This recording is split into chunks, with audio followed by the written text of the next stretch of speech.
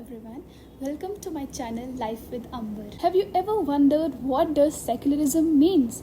Does it means being anti-religion? Today as a society we see rising communal tensions, be it the politicization of religion, be it debates on hijab ban, temple and mosque destruction. So, is secularism under threat or it's just evolving? Let's discuss the topic in detail. अगर हम secularism की बात करते हैं तो पहले इसकी history जान लेते हैं कि सेक्युलरिज्म इवॉल्व कहाँ से हुआ, ये पूरा जो इतना बड़ा टॉपिक है ये एग्जिस्टेंस में कैसे आया। सो अगर हम सेक्युलरिज्म की बात करें तो सेक्युलरिज्म इवॉल्व हुआ है 19th सेंचुरी इंग्लैंड में।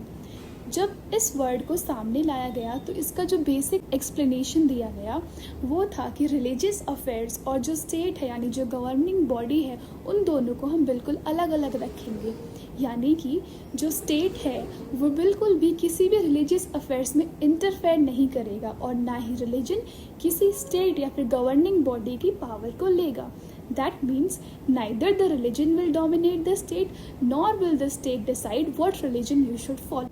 If you are wondering कि ज़रूरत क्या पड़ी सेक्युलरिज्म को एज अ कॉन्सेप्ट सोसाइटी में इवॉल्व होने की, तो अगर हम देखें पुरानी सेंचुरीज़ की अगर हम बात करें 18th, 16th, 17 या फिर और भी ओल्ड टाइम्स की अगर हम बात करते हैं तो पहले क्या होता था, वेस्टर्न कंट्रीज़ में जो अथॉरिटी थी वो होती थी पोप के पास। अब पोप क्या है? पोप है एक लेवल रिलीजन में, जैसे कि हमारे यहाँ प्रीस्ट होते हैं, पंडित होते हैं, उसी तरह से क्रिश्चियन में जो हाईएस्ट रिलीजन पोजीशन होती है वो होते हैं पोप।